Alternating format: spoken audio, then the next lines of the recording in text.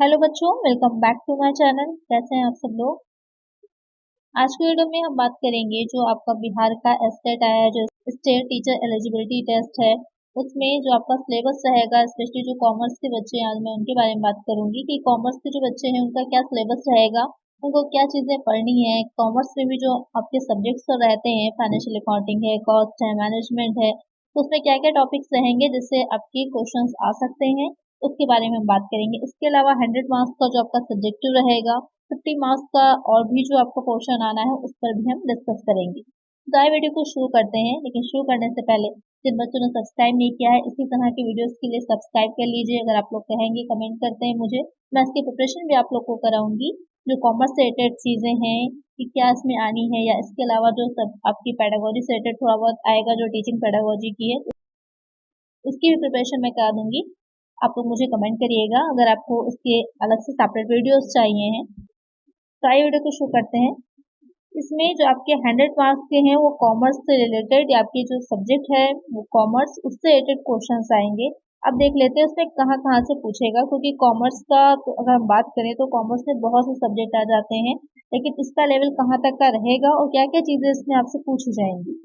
तो यूनिट 1 जो रहेगा इसमें वो फाइनेंशियल अकाउंटिंग से रिलेटेड होगा। फाइनेंशियल अकाउंटिंग में क्या क्या चीजें आएंगी, जो बेसिक कॉन्सेप्ट होता है जहां से अकाउंटिंग स्टार्ट ही होती है आपकी फाइनेंशियल अकाउंटिंग, कि क्या बुक कीपिंग क्या होती है, अकाउंटिंग क्या रहती है, या जो उसके साथ में सब्सिडरी बुक्स बनाई जाती हैं जिसमें कि आपका सेल्स बुक है, सेल्स रिटर्न है, परचेज बुक, परचेज रिटर्न है, कैश बुक है, इन सब के बारे में पूछेगा।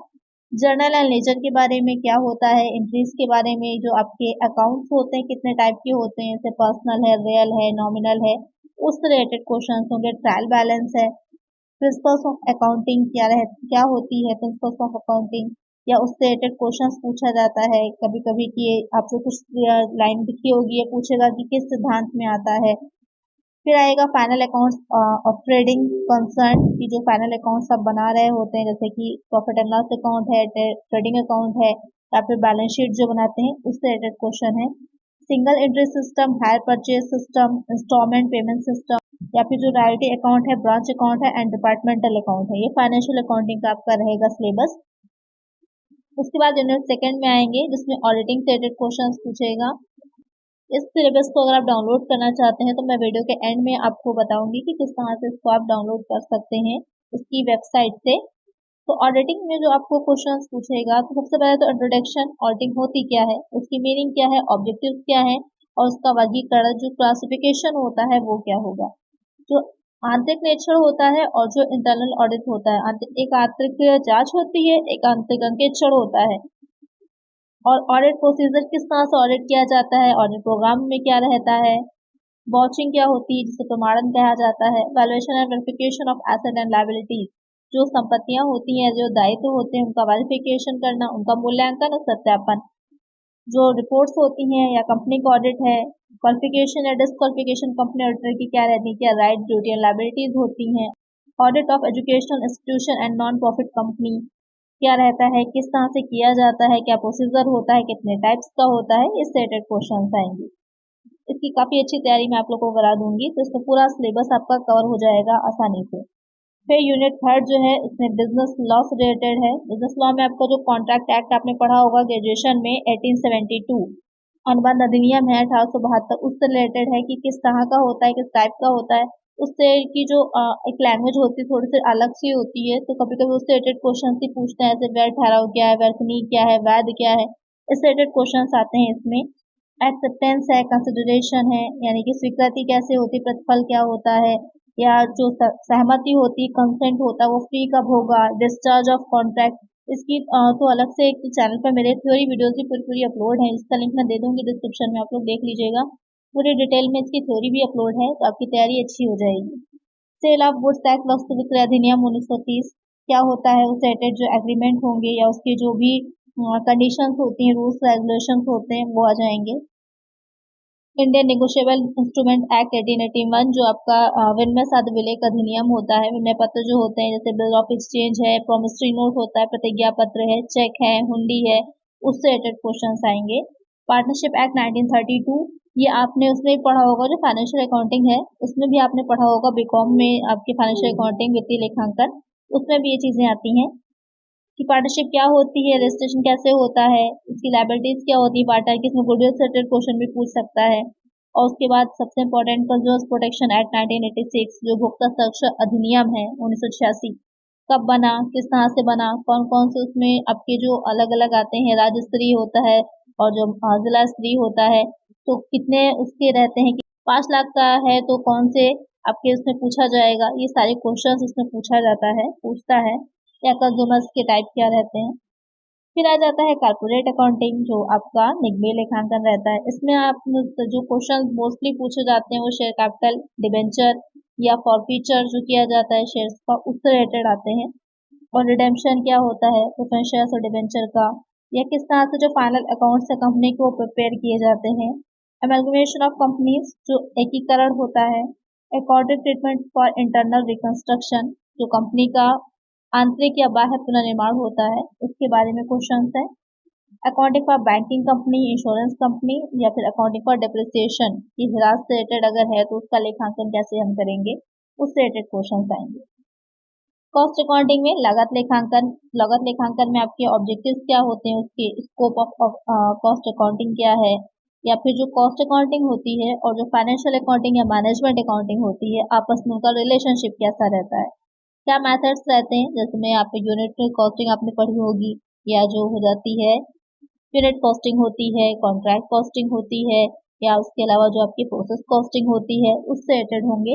एलिमेंट्स ऑफ कॉस्ट के क्या होते हैं, जो कि आपके 3 हो जाते हैं, कौन कौन से होते हैं, मटेरियल होता है, लेबर होता है और एक्सपेंसेस होते हैं। Pricing of materials issued from store, किस तरह से उसकी प्राइसिंग की जाती है, किस वैल्यू पे की जाती है, जिसमें आपका इफो लिफो फीफो आ जाएगा।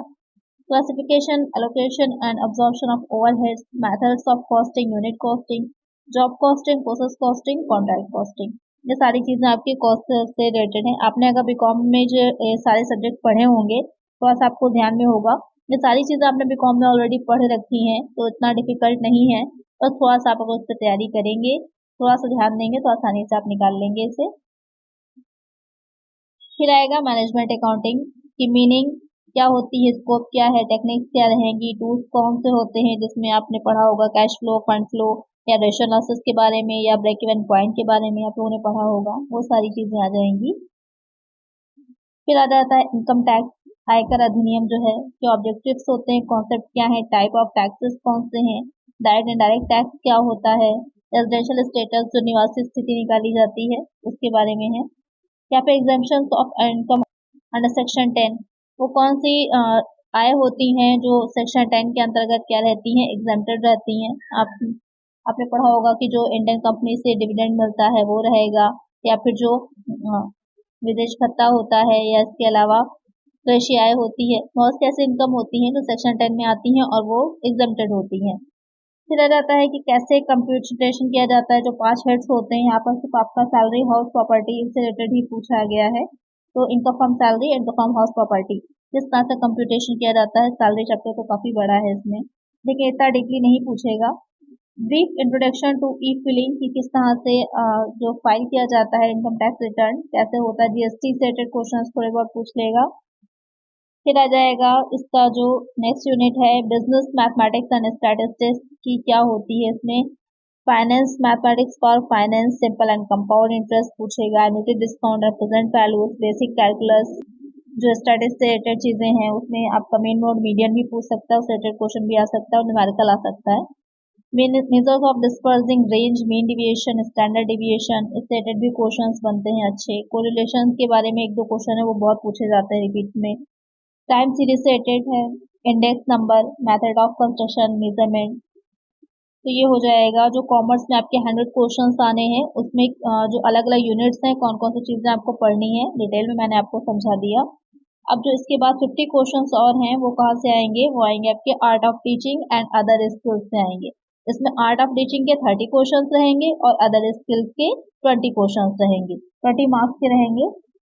आर्ट ऑफ टीचिंग का जो सिलेबस दे रखा है इसमें, तो अब अगर आप ध्यान से देखेंगे तो जो आपने पेडागोजी पढ़ी हुई है उसी से रिलेटेड है। अगर आपने सीटेट का एग्जाम दिया हो तो आपने जो पेडागोजी पढ़ी है उसी से रिलेटेड इसमें चीजें दे रखी हैं कि टीचिंग एंड लर्निंग क्या होती है, प्रोसेस क्या होगी, मीनिंग क्या होती है, कैरेक्टरिस्टिक्स क्या होती हैं, ऑब्जेक्टिव्स क्या होते हैं, और जो टैक्सोनॉमी, ब्लूम टैक्सोनॉमी क्या होती है, क्या टाइप्स होंगे, टीचिंग मेथड्स जो रहते हैं, जो उसके सिद्धांत होते हैं, सूत्र होते हैं, वो पूछेगा। मेरिट और डीमेरिट, लेसन प्लान कैसे बनाया जाता है, किस तरह से होता है, एक के बाद स्टेप्स क्या होती हैं उसकी, मैक्रो टीचिंग क्या होती है, इंस्ट्रक्शनल एनालिसिस क्या है, effective ecosystem of classroom, text book and library. तो अगर आप ध्यान से देखेंगे तो ज़्यादातर चीज़ें जो आपकी आएंगी वो हो जाएंगी।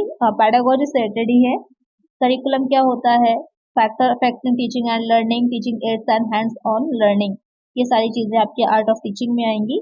और जो अदर स्किल्स है, जो 20 मार्क्स का आना है, उसमें आपकी जनरल नॉलेज के कुछ क्वेश्चंस होंगे, जिसमें history of India, geography of India, economics scenario, contribution of Bihar in national movement, current affairs, environmental science के, मैथमेटिकल एप्टीट्यूड के, लॉजिकल रीजनिंग के। तो यहाँ पर मेजर रोल जो प्ले करेगा आपका, वो आपके 100 मार्क्स जो कॉमर्स से रिलेटेड है वो करेगा। बाकी जो 30 क्वेश्चंस आपके आने हैं, जो आर्ट ऑफ टीचिंग से आने हैं, अगर आप उसको भी अच्छे से प्रिपेयर कर लेंगे तो आपके अच्छे मार्क्स हो जाएंगे।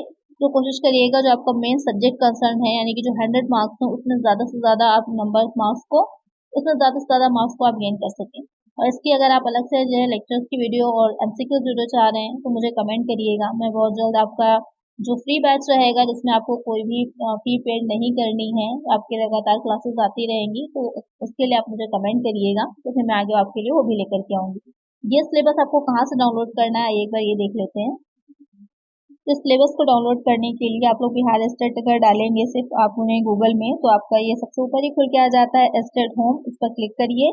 इस पर क्लिक करने के बाद आपका सिलेबस देख रहे होंगे आप। जो बच्चे पेपर 1 में माध्यमिक में डालना चाह रहे हैं उनके लिए अलग से दे रखा है सिलेबस, आप कोई भी क्लिक कर सकते हैं जो भी आपका सब्जेक्ट रहेगा। और जो पेपर 2 में डालना चाह रहे हैं, जो उच्च माध्यमिक के लिए डालना चाह रहे हैं, उनका सिलेबस दे रखा है।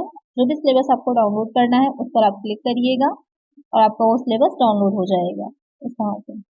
आई होप आपको अच्छे से समझ में आ गया होगा कि किस तरह से आपको सिलेबस अपना डाउनलोड करना है और क्या क्या चीज़ें आपके सिलेबस में हैं। तो आज की वीडियो में इतना ही। अगर वीडियो अच्छी लगी है, हेल्पफुल रही है, तो लाइक ज़रूर कर दीजिएगा और चैनल पर नया सब्सक्राइब भी कर लीजिएगा और फ्रेंड्स के साथ वीडियो को शेयर भी करिएगा। मिलते हैं नेक्स्ट वीडियो में। Thank you.